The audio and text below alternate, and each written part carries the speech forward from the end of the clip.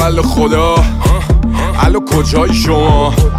الو ببینم چرا آنتن نمیده، زنگ نمیزنی به ما؟ الو خدا، منم یه بنده خدا. الو خیلی وقتم پشت خطم، اما خطات قطعن. الو خیلی وقته منتظر رحمتی، پس چرا نمیام؟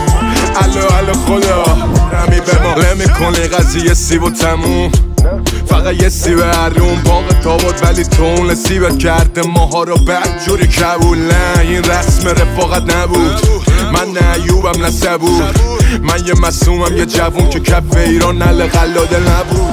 الو خدا، بابا بردارین لام از سبا برو.